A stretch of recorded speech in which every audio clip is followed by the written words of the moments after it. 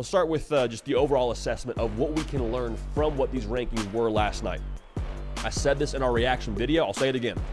The first rankings of the college football playoff should be treated like getting your first exam grade back in a class. It does not mean that if you got an A on that first exam, cool, you're set for the rest of the semester. No, you got to put in the work. You got to do the proper things to get to where you want to go and have that A at the end of the semester. If you got a C your first exam, doesn't mean you're done. Does mean that you cut yourself out a pretty good path forward here. You got some work to do, but it doesn't mean that anything is, worth throwing in the towel for. All right. So the biggest takeaway, I think, from last night for me in terms of what the committee was doing when they put these rankings together. College football sickos, make sure you're subscribed right here to the On3 YouTube channel. Talking ball, nothing but ball, year round. We appreciate you in advance for being dialed in and for being subscribed. Y'all, they love the eye test. Absolutely love the eye test. The reason why we can say that with a good amount of confidence, Miami, Indiana, BYU, all undefeated. However, BYU with the best resume, quote unquote, is ranked third among those three undefeateds. Oregon obviously being the other undefeated, and Army's undefeated, their top 25 team. But in that top 12 now, those three teams, I thought it was very fascinating how they put them together. BYU has 2 top 25 wins, but they're behind Indiana, they're behind Miami. Why is that? Well, I think the committee is saying now, hey, BYU, we appreciate what you've done. I mean, if you go ahead and win your conference, then you're rolling and vibes are good and you got a first-round bye in the college football playoff. However, we don't think all that much of the Big 12 is what I'm hearing from where they ranked them. We don't think all that much of the way that you've won. Again, great that you beat those teams. Great that you got 2 top 25 wins. However, Indiana, we value more that they are beating, not nobodies, but beating other teams within their conference by over 14 points every single time. So that's what I got from that. Interesting that Miami was ranked 4th. To me, that just says the committee loves Cam Ward. And maybe that's putting it too simplistically, but I really think that the committee is saying, okay, when Miami is on, when they find that special gear that we've talked about on this show, they're a wagon. And I foresee them continuing to be a wagon the rest of the season. Now, I also would say this. I think that the committee, with how they put these rankings together, another thing they told us, they're not assessing this thing in the vacuum of one season. Because last year, Michigan had a very similar path to what Indiana is doing right now. Like Michigan was playing essentially the lower level teams within the Big Ten to that first college football playoff rankings. They're in that top 2. They might have actually even been number 1 in those first college football playoff rankings. But again, you're saying, okay, well, Michigan did what Indiana's doing last year, and Indiana this year isn't even in the top 5. Why is that? Again, going back to what I just said, they're not assessing this in a vacuum. The committee going into the year knew Michigan was a really freaking good football team. They were top 10, top 5 in returning production. Indiana, while they're still a really good football team, there's a lot of, I think, variability and unknowns with them in regards to what they have on that roster. Curtis Rourke is great. He's also coming from the MAC. We don't know what he looks like when you play some of those better teams in the Big Ten. We're going to find out when they play Ohio State. The roster in itself, awesome. Took 30 transfers, 13 from JMU.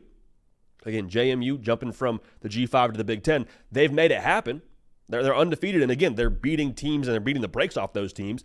But I think it's worth noting now, the committee, I think, is giving a little bit of time to see what Indiana is when they play better competition. So Michigan got the bump last year because the committee felt good about who they were. They had a bunch of pieces back from the year before. They just won the Big Ten title.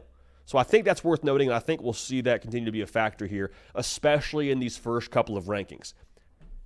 I would also say this when it comes to just some thoughts on last night's rankings.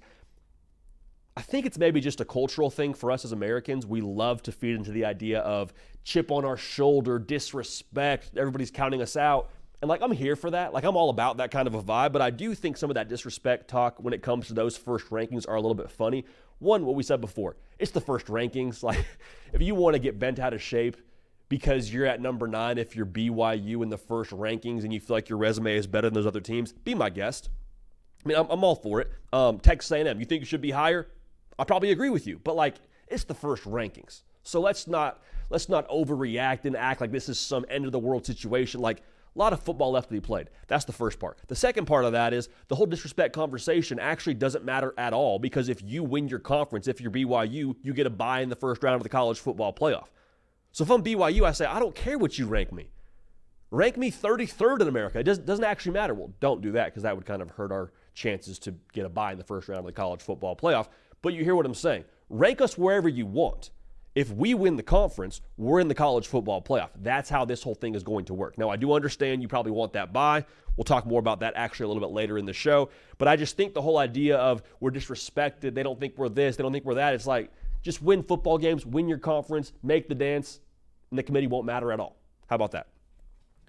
Last thing I'll say, the college football playoff home games are going to be electric. I said it at the opening of this live show, but I want to say it one more time to the windows of your soul if you're watching live on YouTube. The 12-team college football playoff field with home playoff games will be absolutely cinematic.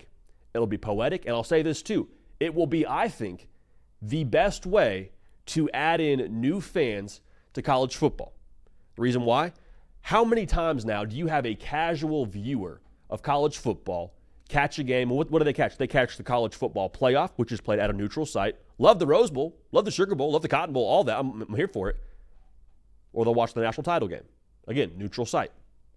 What makes college football a little bit different, the fabric of the sport, is because when you got to roll in and play a game in Knoxville, Tennessee, you got to go play a game in Happy Valley, got to go play a game in South Bend, and to see the fan base put on their absolute best showing and try to impact the game, I think the home field of what college football brings to the table is unlike anything else on the face of the planet, much less in the sports world. And so now for those games to have a turned up level of exposure for the casual viewer, you go watch a college football playoff game and say you're watching it through your broadcast and it's Death Valley at night in Baton Rouge.